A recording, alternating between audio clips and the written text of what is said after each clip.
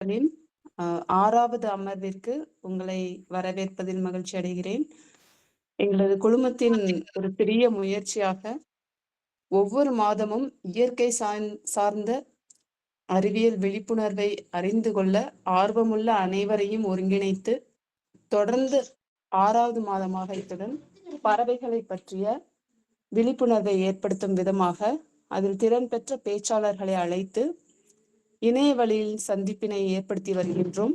அதேபோல் இன்று பறவைகளை எவ்வாறு காண்பது என்பது குறித்து நமக்கு எடுத்துரைப்பதற்காக பறவை கண்காணிப்பு திறன்கள் பெற்ற தலைப்பில் பேச நம்முடன் இணைந்துள்ளார் ஊராட்சி ஒன்றிய நடுநிலைப்பள்ளி ஆசிரியை திருமதி வடிவுக்கரசி அவர்கள். கிருஷ்ணம்புதூர், தாராமங்கலம், சேலத்தை சேர்ந்தவர். இவர் ஒரு கணிதவியல் துறை சார்ந்தவர். ஆனாலும் பறவைகளின் மீது கொண்ட அதீத அன்பினால் பறவை காணலில் கடந்த சில வருடங்களாக ஈடுபட்டு வருகிறார். இந்த சிறகுகளுக்கு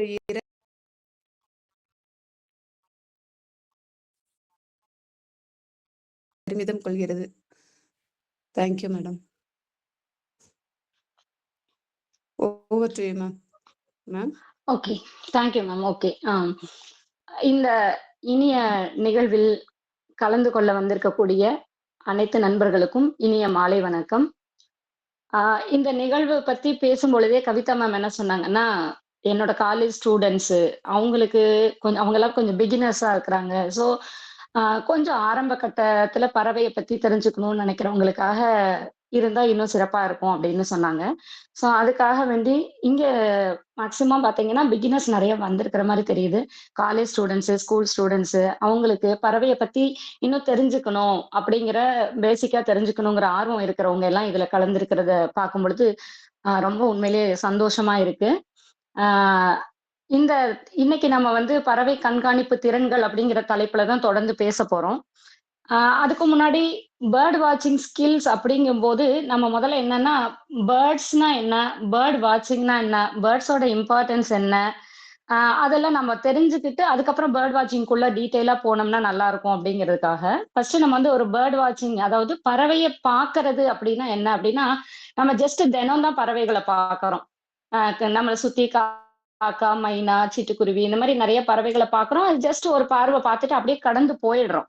ஆனா இந்த இயற்கையான நம்ம வீட்டுல வளர்க்குற பறவைகளை தாண்டி நம்மளை சுத்தி இருக்கக்கூடிய இயற்கையில இருக்கக்கூடிய இயற்கையான சூழ்நிலையில இருக்கக்கூடிய பறவைகளை உற்று நோக்கக்கூடிய ஒரு பயனுள்ள ஒரு அறிவியல் சார்ந்த செயல் தான் பேர்ட் வாட்சிங்.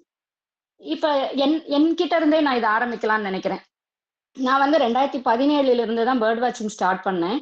அதுக்கும் முன்னாடி என்னுடைய செயல்களுக்கும் பேர்ட் வாட்சிங்க்கு அப்புறம் என்கிட்ட ஏற்பட்டிருக்க சில மாற்றங்களையும் நான் சொன்னாவே உங்களுக்கு நல்லா புரியும்னு நினைக்கிறேன். பிஃபோர் பேர்ட் வாட்சிங் என்னோட லைஃப் ஸ்டைல் வேற மாதிரி இருந்தது.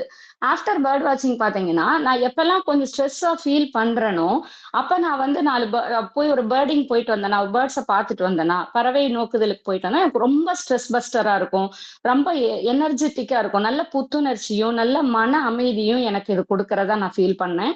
அதே போலதான் என்னோட நண்பர்களும் நிறைய பேர் சொன்னாங்க. நிறைய பேர் நம்ம எல்லாம் ஒர்க் பிஸி, நான் வீக் எண்ட்ல எல்லாம் பாத்தீங்கன்னா நிறைய நம்ம அந்த 5 நாளும் ரொம்ப வேலை செஞ்சு ரொம்ப டயர்டா இருப்போம். ஸோ அந்த மாதிரி ஒரு டென்ஷனா ஒரு ஸ்ட்ரெஸ்ஸா இருக்கிற சமயத்துல நாமெல்லாம் எங்க போவோம்? ஒரு இயற்கையான சூழ்நிலைகளுக்கு தானே போவோம். ஒரு பார்க்குக்கோ அல்லது ஒரு சுற்றுலா, அது என்ன சொல்றது, கோடை வாசஸ்தலங்கள், அதாவது ஊட்டி, கொடைக்கானல் அந்த மாதிரி ஒரு இதுக்கு போறது. இந்த மாதிரி ஏன் நம்ம போறோம்னா, ஒரு இயற்கையோட நம்ம ஒரு கனெக்டடா இருக்கும் பொழுது நம்மள அறியாம ஆட்டோமேட்டிக்கா நம்மளோட ஸ்ட்ரெஸ் எல்லாமே ரிலாக்ஸ் ஆகி நமக்கு ஒரு ரீசார்ஜ் கிடைக்குது நம்ம உடம்புக்கு. சோ அது மட்டும் இல்லாம இந்த பேர்டிங் பண்றதுனால, பறவைகளை நம்ம பாக்குறதுனால இயற்கையோட நம்ம நெருக்கமா இணையக்கூடிய வாய்ப்பு கிடைக்குது. அது மட்டும் இல்ல, இந்த நம்மளால முடிஞ்ச நமக்கு இந்த இயற்கை எவ்வளவோ கொடுத்துட்டு இருக்கு. இந்த நமக்கு சாப்பிடுறதுக்கு சாப்பாட்டுல இருந்து நல்ல ஒரு சூழ்நிலை, நல்ல காத்துல இருந்து எல்லாம் நமக்கு கொடுக்கக்கூடிய இந்த இயற்கைக்கு, இந்த சுற்றுச்சூழலை பாதுகாக்கிறதுக்கு நம்மளோட ஒரு சின்ன பங்களிப்பா இந்த பறவை நோக்குதல் அப்படிங்கிறது இருக்குதுங்கிற ஒரு செல்ஃப் சாட்டிஸ்பாக்சனை நமக்கு கொடுக்கும். அப்புறம் நம்மளை சுத்தி இருக்கக்கூடிய இயற்கையில ஏற்படக்கூடிய சின்ன சின்ன மாற்றங்களை கூட நம்மளால உணர முடியும். அது மட்டும் இல்ல, இந்த பறவைகள நம்ம பார்க்கறதுனால பறவைகள பத்தி தெரிஞ்சுக்க முடியும். அதனோட வாழிடங்கள எப்படி பாதுகாக்கணும், பறவைகள எப்படி பாதுகாக்கணும், அப்படிங்கிற மாதிரியான சமூக அக்கறை எல்லாம் நம்மளுக்கே ஆட்டோமேட்டிக்கா உருவாகும். இதெல்லாம் வந்து எனக்குள்ள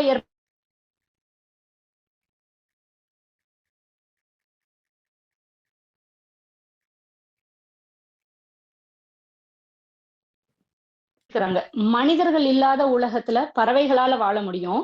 ஆனா பறவைகள் இல்லாத உலகத்துல மனிதர்களால வாழவே முடியாது அப்படின்னு சொல்லியிருக்கிறாரு.